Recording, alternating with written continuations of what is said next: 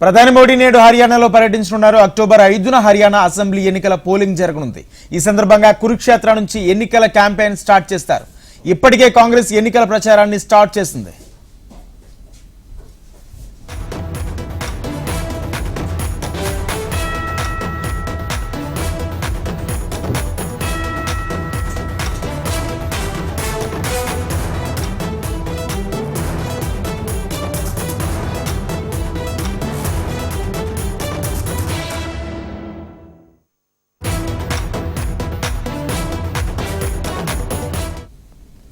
ప్రధాని మోడీ నేడు హర్యానాలో పర్యటించనున్నారు. అక్టోబర్ 5న హర్యానాలో అసెంబ్లీ ఎన్నికల పోలింగ్ జరగనుంది. ఈ సందర్భంగా కురుక్షేత్ర నుంచి ఎన్నికల క్యాంపెయిన్ స్టార్ట్ చేస్తారు.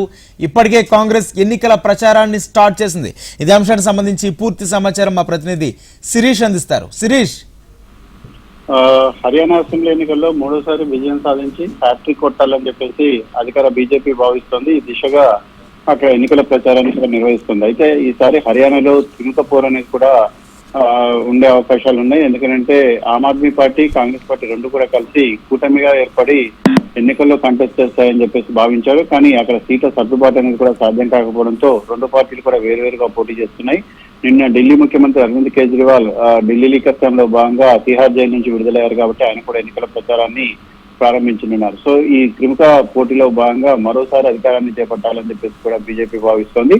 కానీ అక్కడున్న ప్రభుత్వ వ్యతిరేకతను సొమ్ము చేసుకొని మరోసారి అధికారంలోకి రావాలని చెప్పేసి కాంగ్రెస్ పార్టీ కూడా ప్రయత్నాలు కూడా చేస్తుంది. సో ఈ నేపథ్యంలో ప్రధానమంత్రి నరేంద్ర మోడీ ఎన్నికల ప్రచారాన్ని ప్రారంభించారు. యాక్చువల్ గా షెడ్యూల్ ప్రకారం అక్టోబర్ 1వ తారీఖున ఎన్నికలు జరగాల్సింది. కానీ అక్కడ పలు రాజకీయ పార్టీల నుంచి వచ్చిన విజ్ఞప్తుల మేరకు ఎన్నికల పోలింగ్ తేదీని అక్టోబర్ 5వ తేదీకి వాయిదా వేయడం జరిగింది.